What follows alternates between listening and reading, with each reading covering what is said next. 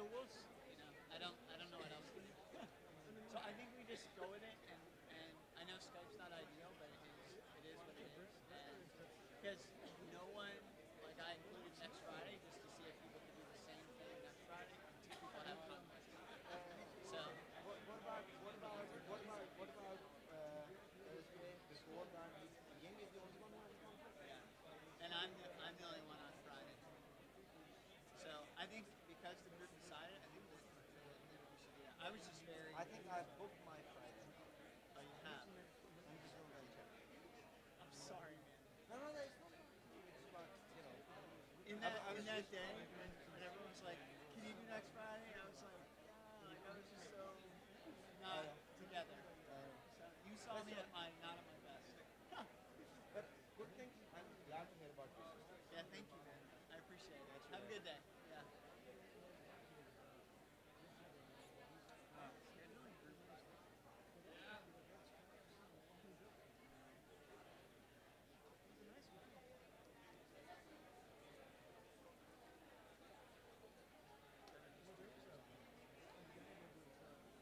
that's the thing about scheduling. It's amazing. Well, we're trying to do like a bonus. So what we want to do is and we can only get the second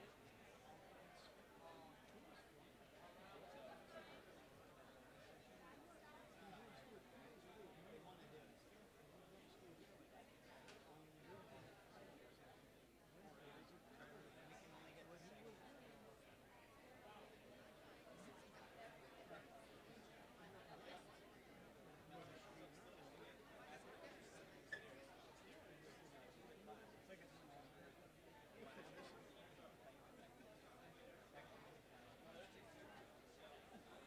Technically kind of.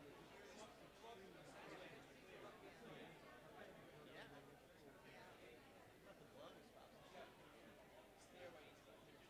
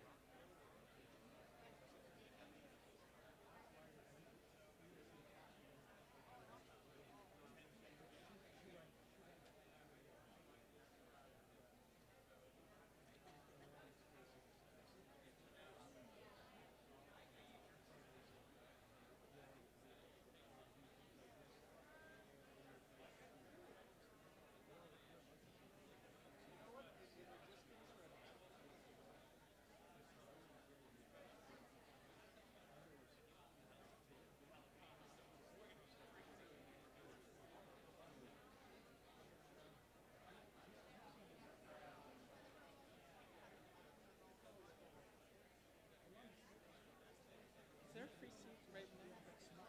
Club seat?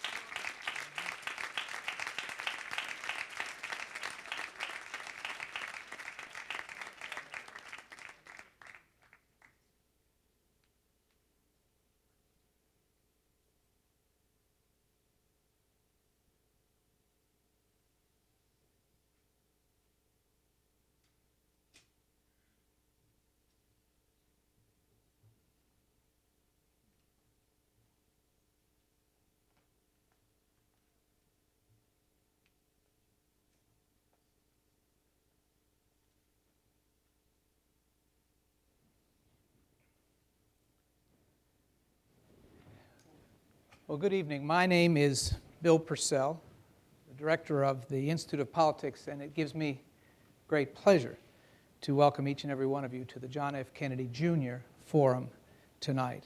Our event this evening is entitled Advising the President, and we're honored to have the opportunity of hosting such a really distinguished and bipartisan panel to discuss leadership and decision-making at the highest levels of public service and politics. Ted Sorensen is the former special counsel, advisor, and speechwriter to President John F. Kennedy. Together with the president's brother, Robert, Ted was one of the few men within the president's inner circle during the 13 days of the Cuban Missile Crisis. His first-hand accounts of some of the most important decisions in our history have given us a better understanding of what true leadership can and should look like. Ted was present at the birth of the Institute of Politics and has been there for us ever since. As a fellow in the fall of 2002, Ted led a study group on American leadership in a time of crisis. At the same time, his wife Gillian ran a separate study group and greatly energized the Institute's engagement with the United Nations and international issues. Joining Ted tonight is Mr. Ken Duberstein.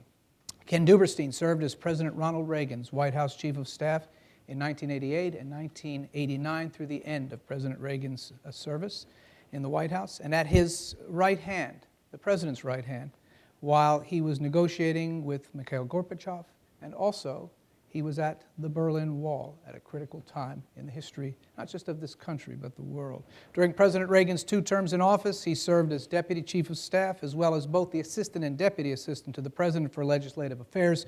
During the period of time, I think that we would all observe, the President had his greatest legislative success. As an especially important part of his dedication to public service, Ken has served on the Senior Advisory Committee of the Institute of Politics for the last 13 years, serving side by side during those years with Senators Edward M. Kennedy as well as John Culver. Throughout that period, a model of bipartisanship once again. We're grateful for his dedication and his service to the IOP's mission. Our moderator tonight is Professor David Gergen, who we believe is an ideal choice for this task. Professor Gergen has served as a White House advisor to Presidents Richard Nixon, Gerald Ford, Ronald Reagan, and Bill Clinton. He is the professor of public service and director of the Center for Public Leadership at the Harvard Kennedy School. He was a former IOP fellow. Many of you, most of you, probably all of you know David as a senior political analyst for CNN. In his best-selling book, Eyewitness to Power, David Gergen wrote, rather modestly, I think, and I quote, "It is a privilege for any American citizen to serve in the White House." Please join me in welcoming 3 of America's most privileged public servants speaking tonight to America's most privileged audience.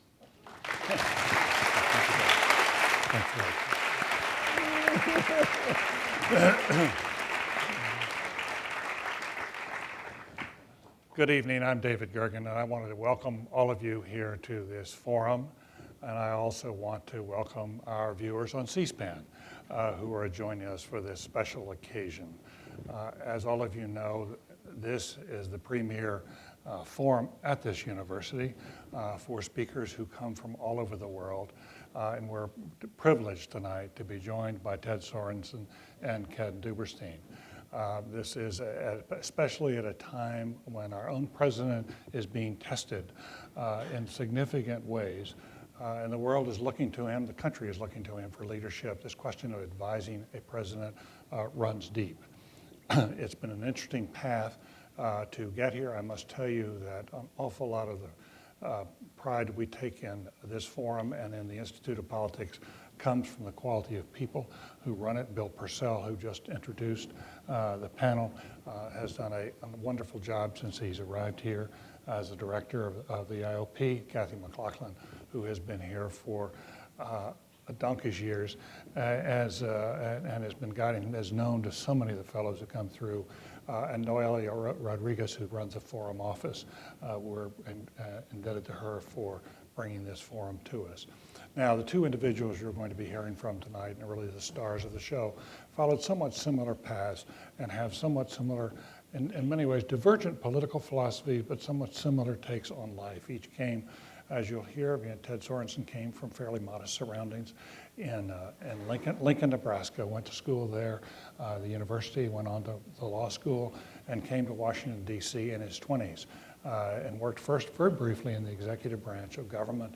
And after the elections of 1952, when he was not quite certain where he was going, he had interviews on Capitol Hill with two senators, Scoop Jackson of Washington State and John F. Kennedy. And he decided to go with John F. Kennedy. What a wise choice. And he also went in as number 2 in the legislative office, and it's important to remember that. He came in to help work with John F. Kennedy on a wide range of issues and remained at his side steadily for 11 years, and went with him to the White House as special counsel. As Ken Duberstein will tell you, that's an important role in the White House. And in Ted Sorensen's time, what it meant was he was responsible for the full range of domestic issues that came before the president to advise him on it, not only from his legal background, but from a political and substantive background as well. But he was then called in by the president on international affairs, such as the Cuban Missile Crisis. When the president formed his ex-com committee, Ted Sorensen and Bobby Kennedy were the two people he brought in to be at his side for advice and counsel. Of course, he is fabled for his wondrous working relationship with President Kennedy and the creation of much of the most memorable literature in American politics. And any one of you who walks out here in the Kennedy Park out here, it's a little unclear whether it's in front or in back, but anyway, it's out there. And you find inscribed in those stones out there, and so many places, the words that President Kennedy created with Ted Sorensen's help. You know what an impact he has made. Now, I will tell you that he shared with Ken Duberstein a sense of humor, and I've heard him tell that he realizes, even though he was special counsel to the president, had responsibility for all these domestic affairs, he went on to a storied life in the law, at the international law practice that he ran at Paul Weiss, New York. He worked with President Sadat, he worked with President Mandela, but he said once to a group that I was in, he knew that in the first paragraph of his obituary, the first phrase after Ted Sorensen would be former speechwriter to President Kennedy. He realized that. And he said that was not at all his preference. What he hoped for was a headline that said, Ted Sorensen, 103, killed by jealous husband. You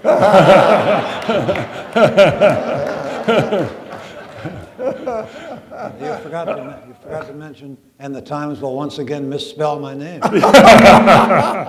Absolutely. Ken Duberstein grew up on the streets of Brooklyn. Went to school there, went off to Franklin and Marshall, and came in his 20s to Washington, D.C., and came to look for a job on Capitol Hill. Same way. He went to work for Senator Jake Javits.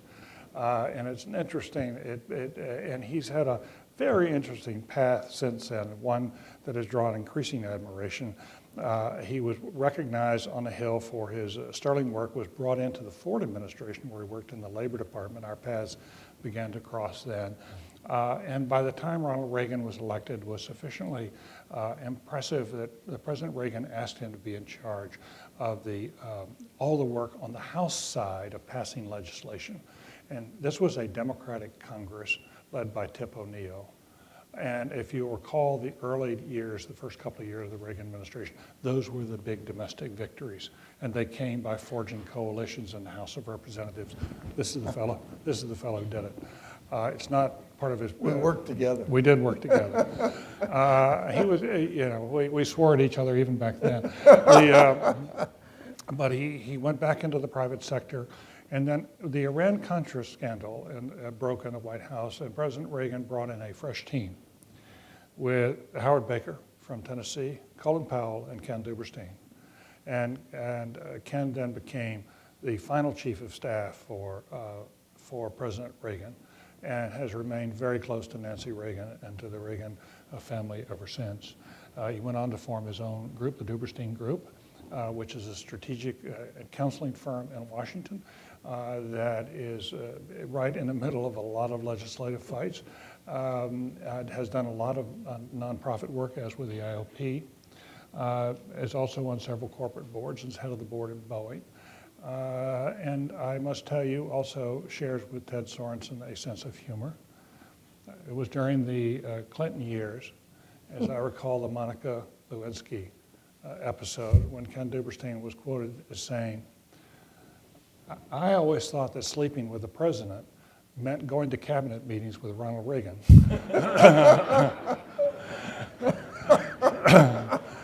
So gentlemen, welcome. We're delighted to have you both here. I would like to, both of you have worked for presidents who are storied in American life, and there are many books about the presidents themselves. What we don't have a very good sense of is how was it to be an advisor to President Kennedy? How was it to be an advisor to President Reagan? And what did you learn? What lessons did you learn about advising? There are many here in our audience who are going to leave this campus and go out and work for someone, and they're going to have to learn to manage up. They're going to have to learn how to give advice, as they work their way up. What lessons would you give them tonight about advising presidents? Ted Sorensen, why don't you start us off and give us a glimpse of what it was like working for President Kennedy as his special counsel, and then what advice you would have. The first piece of advice I would give to anyone about to enter upon a job advising the president is be careful. Working for a United States senator or working for a candidate is completely different. A senator or a candidate, when a grave national problem arises, it's enough to point with alarm. It's enough to raise tough questions. It's enough to call for investigations. The president can't do that. The president has to come up with solutions. He has to run the show, and the advisor better have some solutions to offer the president. Second, if you are in a position of writing for the president, be careful. What the president says on domestic policy will be debated. It might much later become law, but the Congress has to provide authorization and then provide money. But what the president says on foreign policy, that moment becomes the foreign policy of the United States. Be careful. Let me add to that. The reason that a president hires you is not because of your good looks. It's because of your judgment and his faith that you're telling him straight. So many people walk into the Oval Office and they get tongue-tied. They get cotton in their mouth. And your job is to be straight with the President of the United States. Not what he wants to know, but what he needs to know. Number two, you have to have broad shoulders and a big front because you are the javelin catcher so that the president doesn't catch those javelins. Number three, you have to remember, to pick up Ted's point, that anytime you say something as an assistant to the president, the voice people hear is not your voice. It's the voice of the President of the United States. So whether it's foreign policy or domestic, all of a sudden it becomes the Bible, the words, the beliefs of the President of the United States. It is an enormous burden. But if you're straight with the president, you create the options and you tell him reality, then in fact you are serving not only the president, but the country the right way. Ted Sorensen captured in much longer form what it was like to be counselor to the president, or counsel to the president, in his book called Counselor, which was just published a couple of years ago now, Ted? 1 year ago. 1 year ago. And I would warmly recommend this to all of you. He's written, I think, 9 books now about the presidency. Started out with a book on President Kennedy himself. That's just 9 under my name.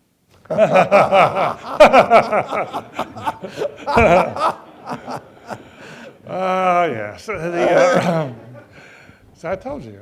Here we go. Okay. So you have to be careful, Ted. You have to, and you realize that your words can have great import. How do you prepare yourself intellectually? How do you arm yourself so that you are in a position to give a president good advice? So that when taking as much care as you do, how do you get to the point of offering good judgment? I had the special advantage of working for President Kennedy during his 8 years as United States Senator, and almost half that time, he and I, just the two of us, traveled to all 50 states together, testing the presidential waters. And believe me, he got to be a better speaker, I got to be a better listener.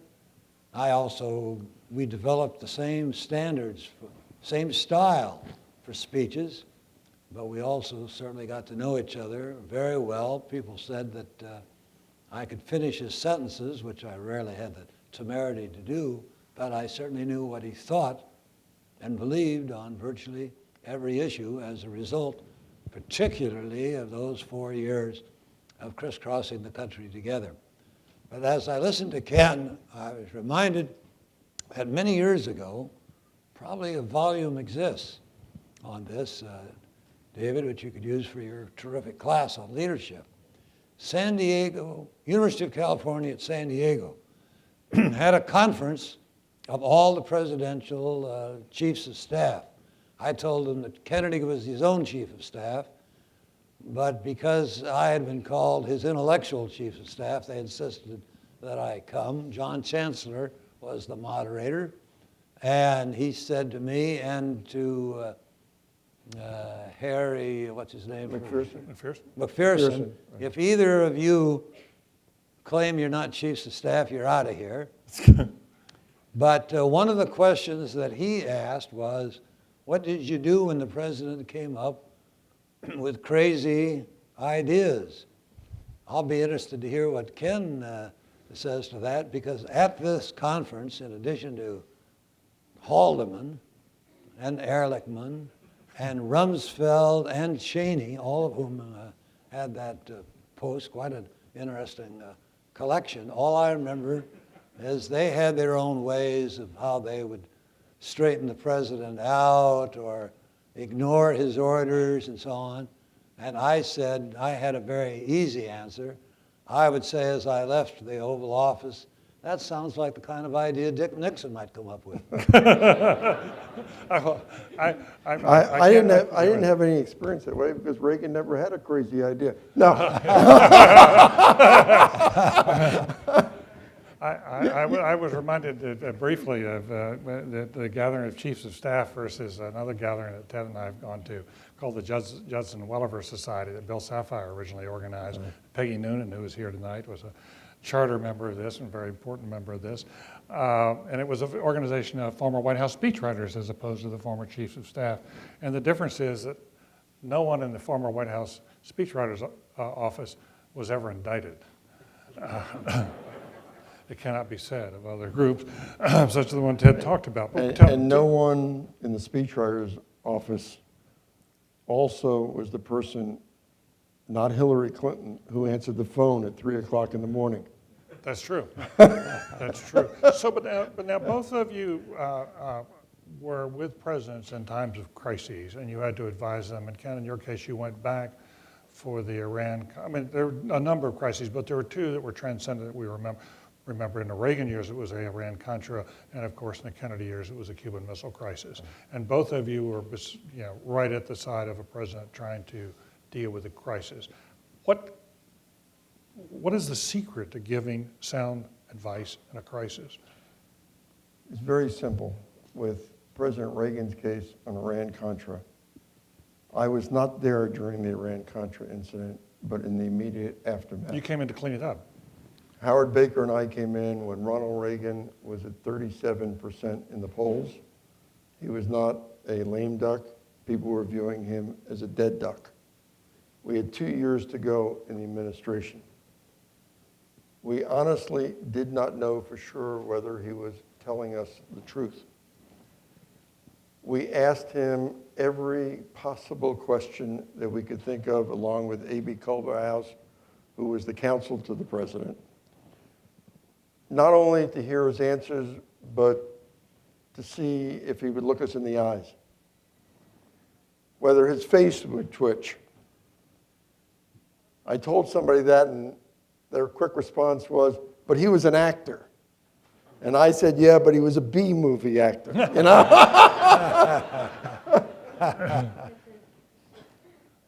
And we became convinced that he, in fact, had told us the truth. And then we went to work on doing the one thing that a president occasionally has to do, but not often, and that is do a mea culpa. The country occasionally likes to hear a president saying, I'm sorry, I made a mistake.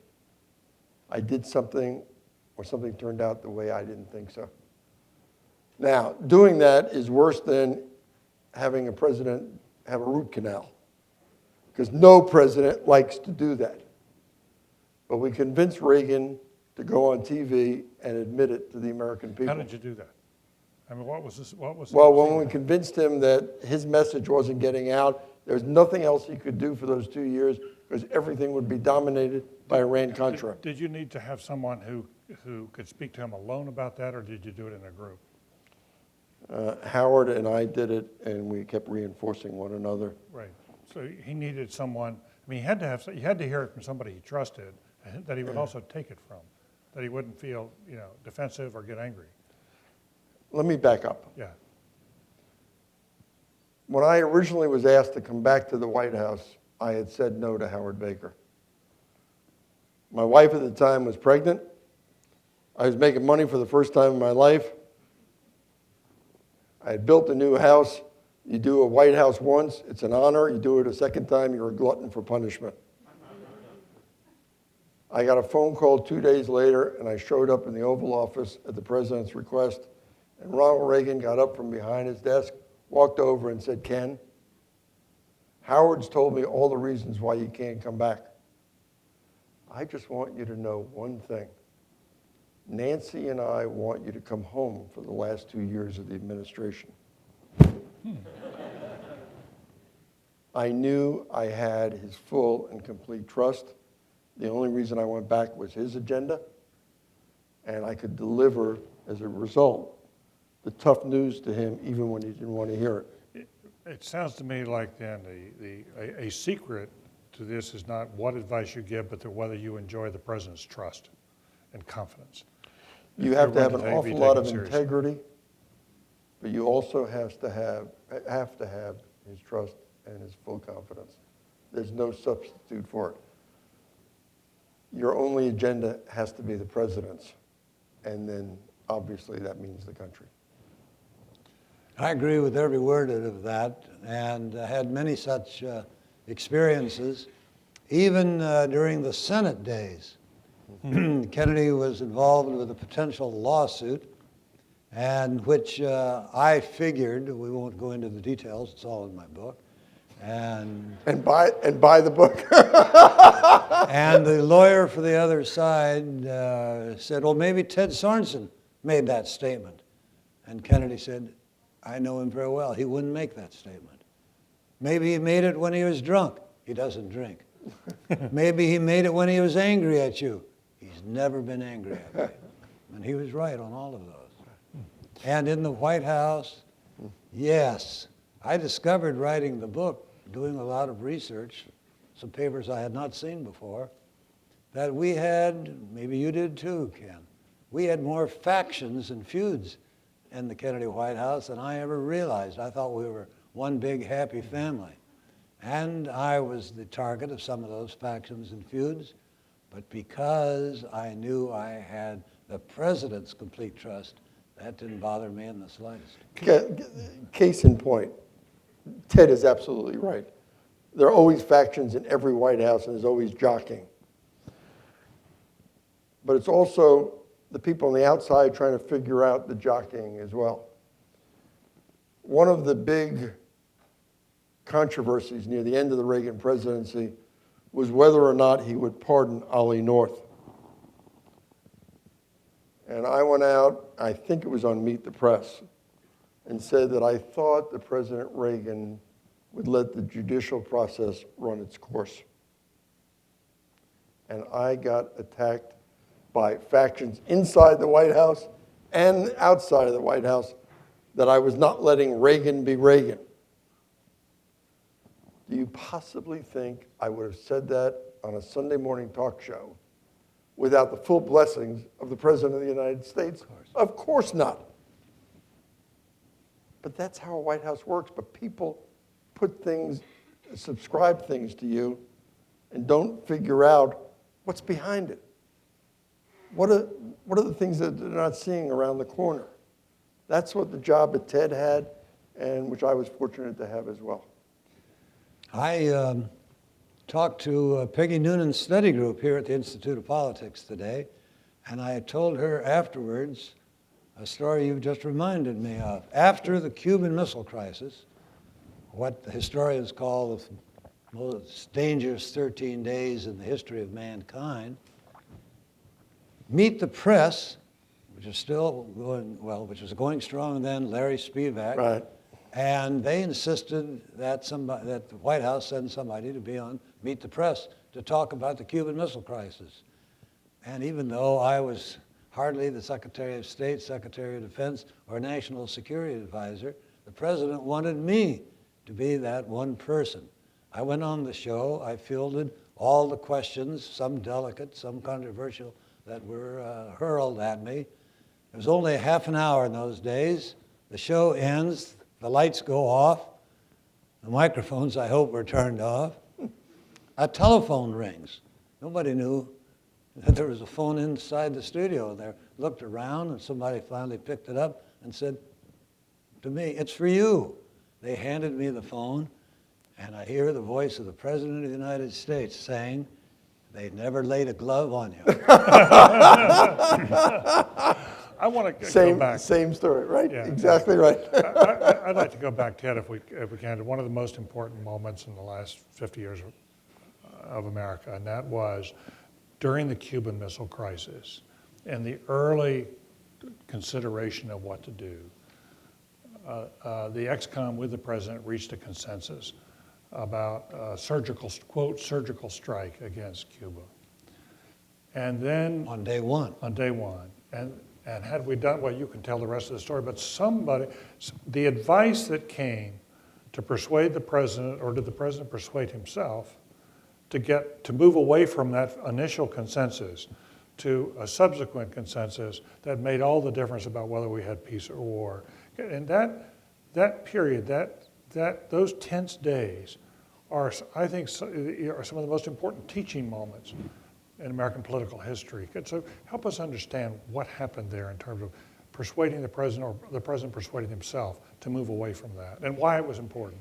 Well, I'll say it was important because after the crisis was long over, we discovered, as I was telling Peggy's group, we discovered that the Russians had not only substantially increased the number of military on the island of Cuba to guard those secret weapons, but they had also given those troops tactical nuclear weapons and the authority to use them if there was ever an American attack. And they were up ready to be. So had we bombed the missile sites, as the military urged, and on that first day, that's what we all thought was the swiftest answer. Had we invaded, which the military also wanted to do, and even the congressional leaders wanted us to hit harder, they said. A quarantine, that's too passive. Had we done so, the Russians, the Soviets would have fired tactical nuclear weapons against our forces, and under the MAD rules that applied in those days, MAD meaning mutually assured destruction, we would have fired back tactical nuclear weapons at least.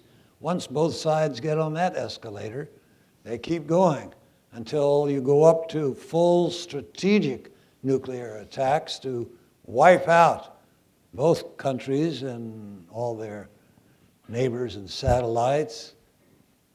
And that exchange at that level of nuclear weapons would so poison the atmosphere with radioactive material spread by wind and water and soil to the far reaches of the earth.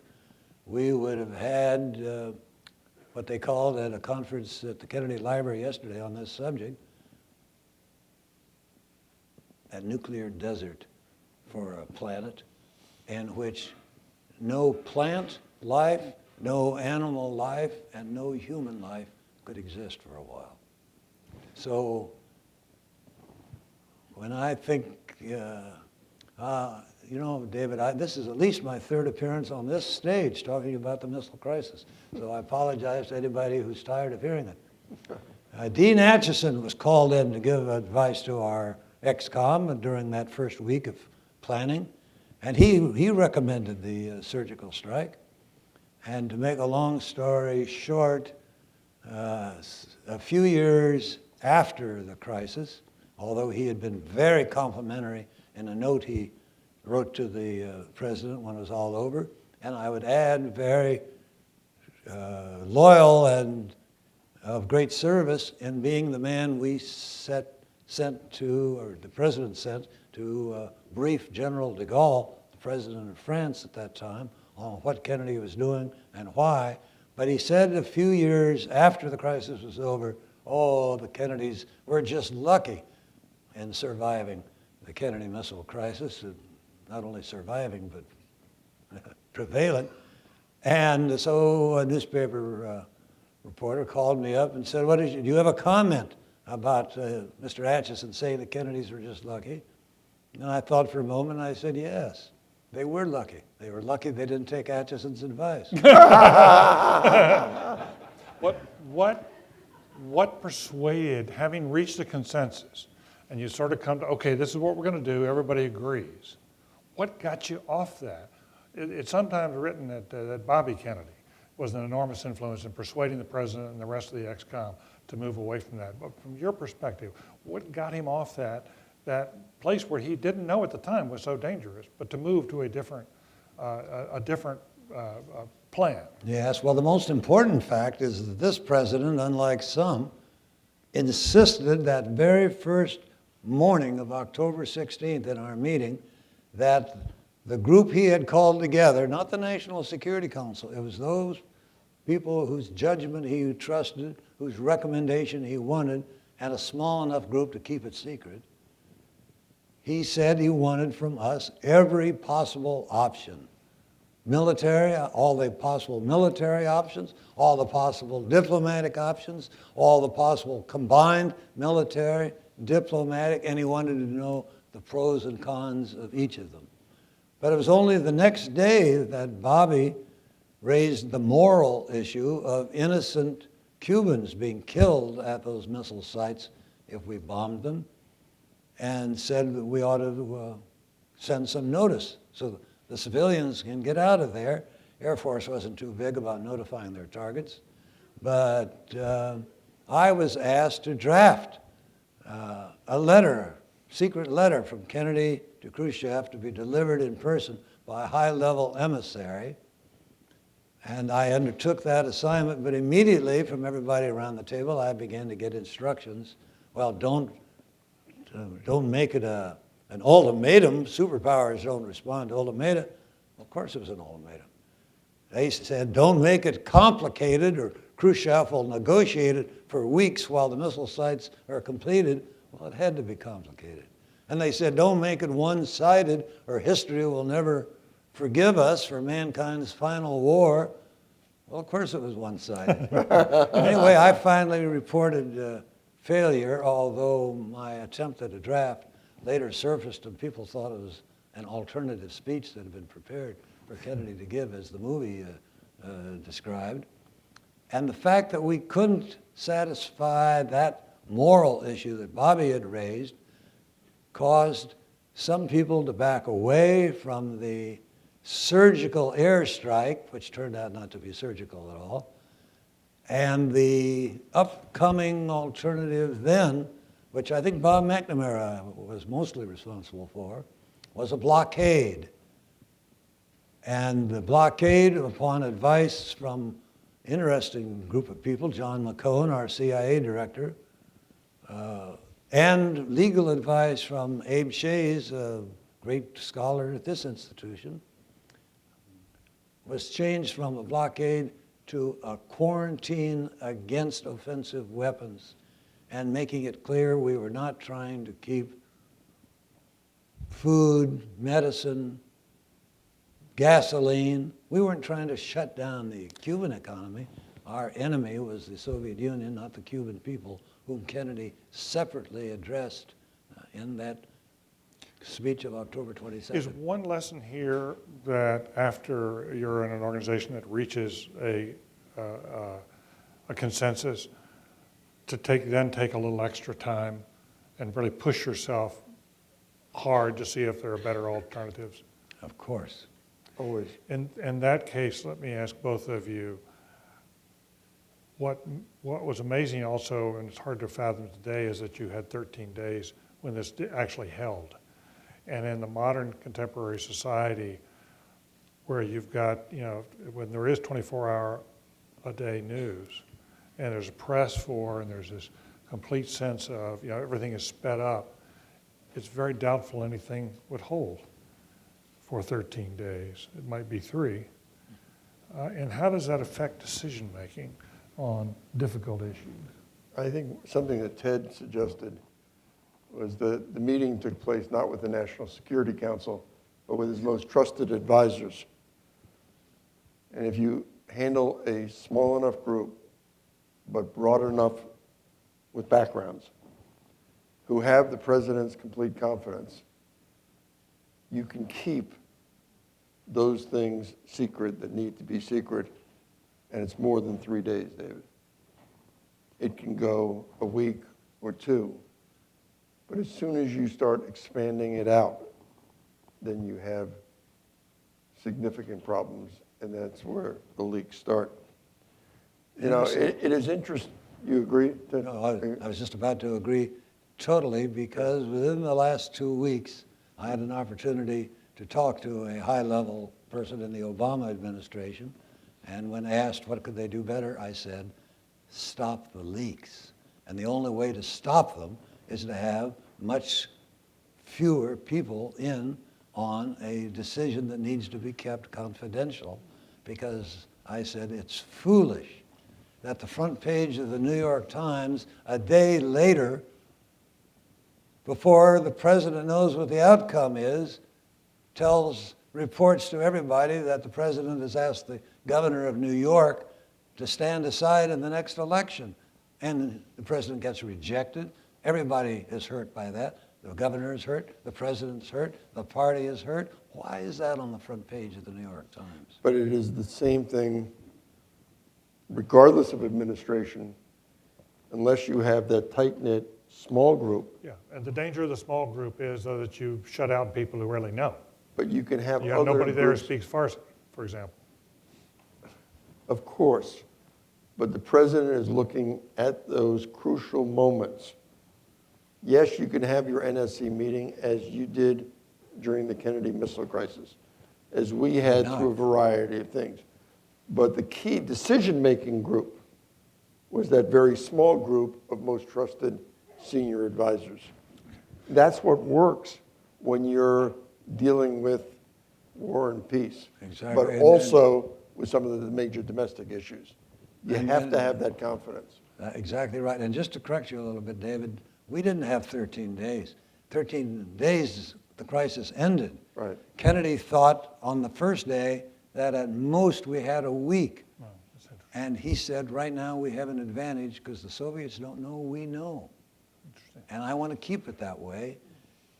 And therefore, I want everybody to keep to their schedules. I don't want a lot of limousines lined up outside the White House. I don't want word to go around town that there's some emergency meetings going on. They'll figure out what it's about. And then once they figure out we already know, they could take some preemptive step. Khrushchev might fly to New York and address the United Nations Assembly and tell them about the missiles, or they might actually use the missiles. We have about a week, and it was actually 6 days when the president on the evening of the 22nd was ready to tell the country and the Soviets that we knew and what we were going to do about it.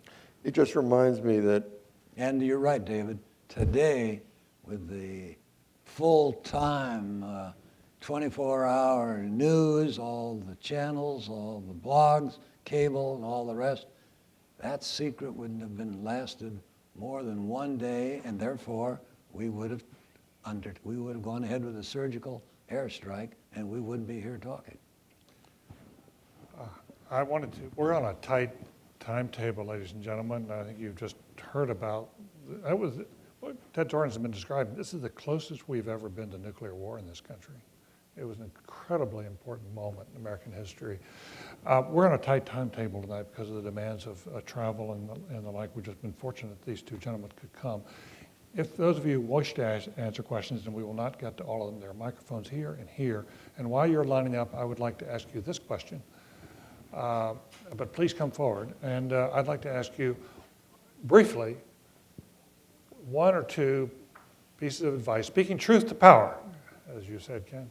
What advice would you give President Obama today if you had an opportunity to speak to him privately, of course? well, then my advice wouldn't be private. Exactly. Well, knowing that it's going to leak within a day or two. I would give him 3 pieces of advice. Number 1, be careful to not overloading the circuits. The American people can handle 2, 3, at most 4 things at one time. Sequence it, you win a couple things and move on, and you get more chips. Number 2, governing is not about 100% solutions. It's about 80% solutions. As Ronald Reagan used to remind us, I'll take 80% every time, and I'll come back the next year for the additional 20%. That's what governing is about. Campaigning, you try to annihilate your opponent. Governing, you try to make love to your opponent as well as to your allies. That's what he has to do even more of. But number 3,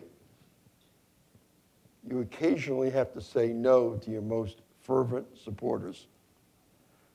In order to be an effective president, I believe you need to be both revered and feared, here and abroad. Obama has not yet earned that, but he may well be on his way to doing that. I would respectfully disagree with Ken's first item about don't take on too many issues. Obama, on his first day in office, had dumped in his lap by his predecessor 2.5 wars that you couldn't ignore, the complete economic collapse of the country, which you couldn't ignore, a completely broken health and education system, which you couldn't ignore, the most gigantic deficit of our time, which he couldn't ignore. He had no choice but to take on all of those at once. And my point, Ted, is very simple. The economy is why he was elected. The economy had to be number 1, number 2, number 3. Healthcare, but as we are seeing now, global climate change will not be this year. It will be on the agenda for next year. Financial regulation will be next year, not this year. There are a whole bunch of items that have now been kicked into next year. I think the focus has to be on the economy and healthcare and not teeing up 5 or 6 or 7 items. Let's go to the floor. Yes, sir. Go ahead, please. I'd give one other piece of advice to Mr. Obama, which I gave during the transition to one of his aides who asked me. And that advice Ken may or may not agree with. I said, stop campaigning. You've been campaigning for years, and of course you're in perpetual campaign mode, and Clinton, more than anyone else, set that pattern of the permanent campaign. And But that's once what you're president, you you got to don't govern. need to worry about what the headline is going to be in tomorrow's Washington Post. You don't need to worry about what some mayor in Milwaukee is going to feel about an appointment. You don't need to worry about all those things you worry about in a campaign. Do you think he's still campaigning too much? Yes. You do.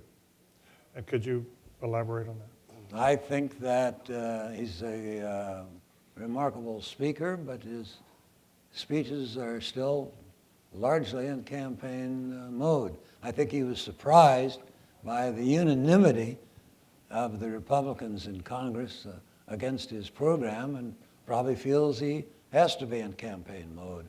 But I think the American people, he's got a long time before he has to start his reelection. So would you campaign. I would only suggest that good government, the good politics is good governing. And if you govern well, the politics follows. Would you suggest, Ted, that he should, after the health care fight is over, he should hit the reset button on the way he's governing? Well, I'm reluctant to go quite that far. After all, he has appointed a very good team, although the vetting process has been very slow. He has made some very tough decisions on re-regulation of the economy, and especially Wall Street. I'm concerned that he may not be changing our policy, the Bush policy, enough on Afghanistan. And I'm very worried about where, if anywhere, we're going in Pakistan. But reset, no. He's a very smart man. I think he's already changed this country's position from perpetual war to the pursuit of peace, and by embracing multilateral diplomacy has once again elevated the stature and influence of the United States around the world. Thank you. Thank you for being patient. Please Thank you for identify being here. yourself. Yes, my name is Scott Darnell. I'm a second-year student at the Kennedy School. My question has to do with presidential decision-making, and you've shed a lot of light on the complexity of how decisions reach the president's desk and the number of voices that have to be heard as they go through an increasingly fragmented and expansive executive branch. My question with regard to the current administration, do you feel that President Obama's use or appointment of czars in specific policy areas throughout the executive branch increases his ability to make complex decisions, or do you feel that that further complicates the decision-making process and the voices that are involved? Let me start very simply by saying that this is a White House-centric government, and it has been for a number of presidents, not simply Obama. It has taken on even more because of these so-called czars. Some of them probably should have had Senate confirmation, and they don't. So I think there is some question of accountability. The only people who believe in cabinet government are political scientists. It is White House dominated. So I have some concern, but I keep coming back as an old White House staffer that somebody has to do the crosswalks. Somebody has to pull it all together. And you can't have a cabinet officer doing it. So you need somebody other than the chief of staff doing that crosswalk. And so it's how you manage the czar process, or the czarina process, that I think makes the difference. But remember, it's a White House-centric, and that's what works best. Ted, do you, I don't President agree. Kennedy, I was wondering. I have a slightly different Yeah, view. please. Yeah. I think it may be because Ken probably spent more time focusing on the legislative branch, both when he worked there and when he was in the White House, than I did. But I do agree, I have my doubts about all the czars for two reasons. Number one, it goes back to what Ken and I were both saying. The more people you have in the room, the fewer secrets you keep. The more people who have access to the president's phone and the president's letterhead stationery, the more trouble they're going to get you into. So I am in favor of lean, small White House staffs. Secondly, Kennedy believed, partly because that was his own nature, that the White House should play the executive role of overall decision-making, but not an implementing role. The White House should not have operations. Those should be left to cabinet members. No, Kennedy did not put anything to a vote by the cabinet in that sense of cabinet government. Right. But he did expect each departmental head to run that department and be in charge of the operations and not let them creep into the White House. There's a old belief in Washington, with the exception of state, justice, treasury, and defense, that the cabinet officer represents the President of the United States for about a year and a half when he or she's in office, and then becomes the representative of the agency and the interest groups back to the President. I think that holds today as it did in our years and perhaps in your years as well. Yes, in fact, that's one of the reasons why after the failure at the Bay of Pigs, the President wanted Bobby and me to start attending National Security Council meetings, because he knew what he was getting from others was the pressure from their departments, Right. whereas we saw the world and the country as he did through his eyes, and he wanted us there asking the questions. Yes, sir. Shaloha, my name is Ari Cole, and I'm an alum of the Kennedy School class of 2008. I'd like to say thank you for all three of you advisors for decades of public service and your leadership. You're obviously great public servants, so God bless you and thank you. Can you join me in a round of applause? Especially Dr. Gergen, congratulations. My question has to do with bad advisors. You all are examples of good advisors, and the press and the media has sang your song for decades. Could you give examples of presidents listening to bad advisors, and what characteristics do they have? Because they're there and they get the president in trouble. How can a president recognize it and avoid it? Interesting question. One of the things that you need to have is a good belly button. Your belly button has to twitch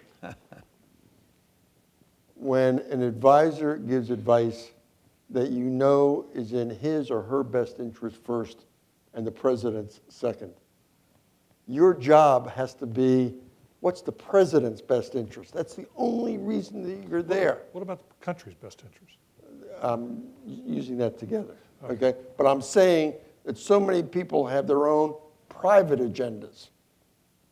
And they are the ones who usually wash out, because after a while you catch on, they're not looking out for the country / the president.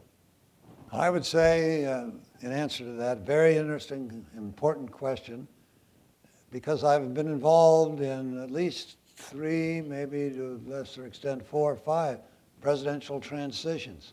The single most important decision a new president makes is also his most difficult, and that's picking a team. You have to rely on reputations. Some people are up to their reputations, but some are not. And you don't find out until they've been in office for a while. You don't know who's going to be a square peg in a round hole. I often talk, without giving away any names here, about, shall we say, Frank and Bill. They were both appointed by President Kennedy to, shall we say, mid-level positions. Both came with very good recommendations. Frank turned out to be a disaster, and I apologize to my fellow members of the bar. That's how federal judges are made. That's great. On the other hand, Bill, who was appointed, rose before the end of Kennedy's time to the cabinet and proved to be one of the wisest, one of the best, one of the most dependable members of that cabinet.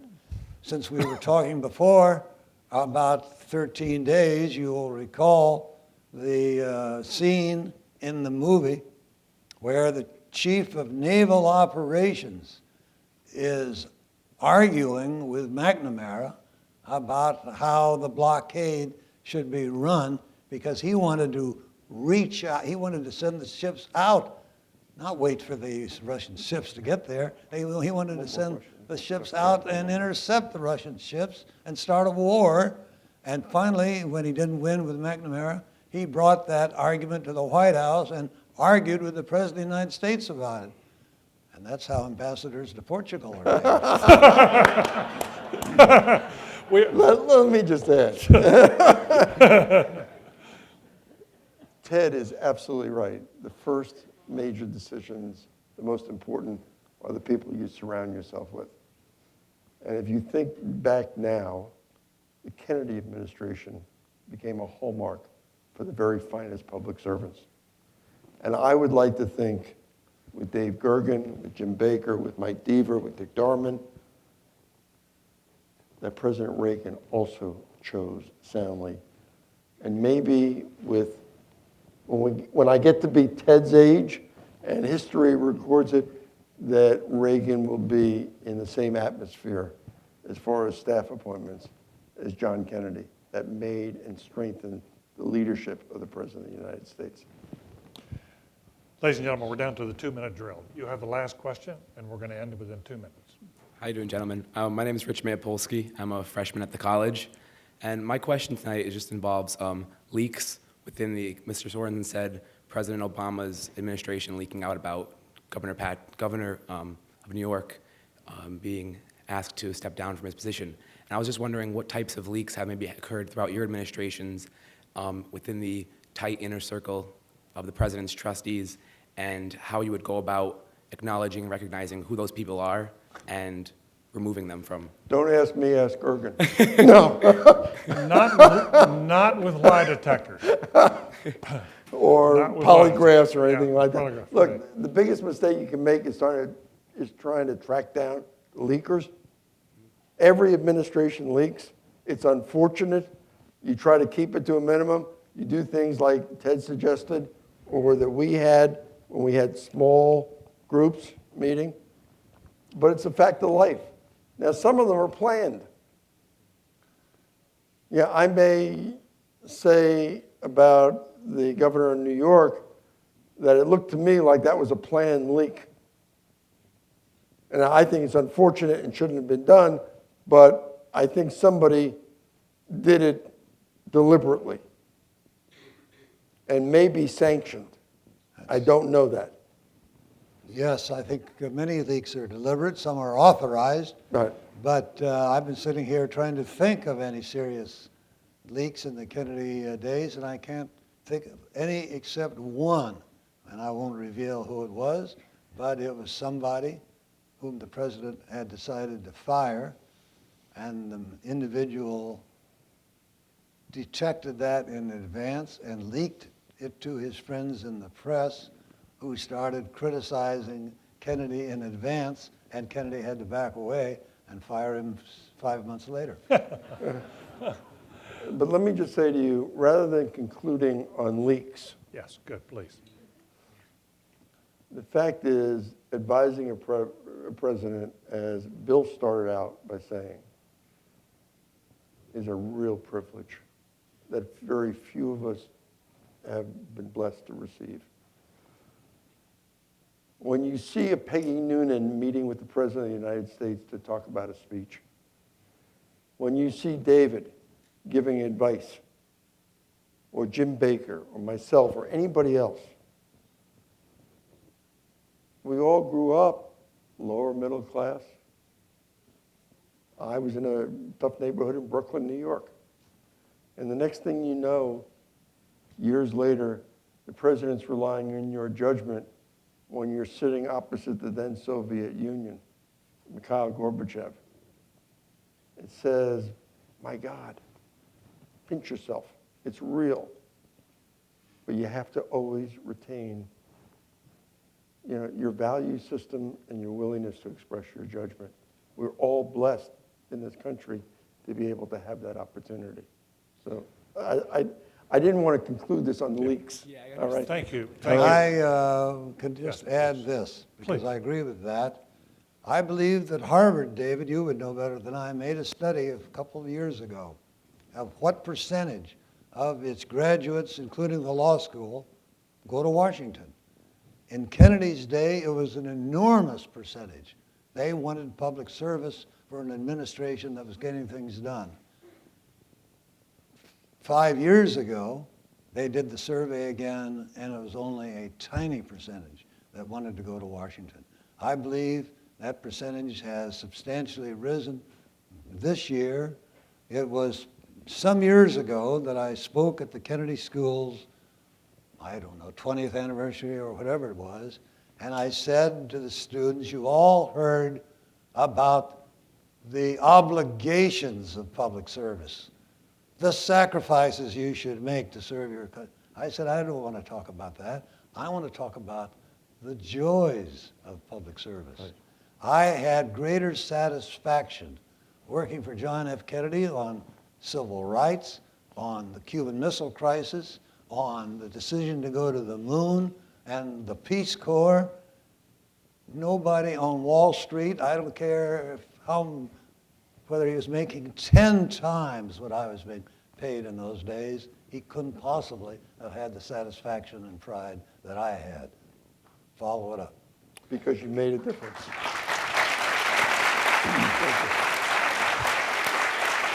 That was great. As always, Ken.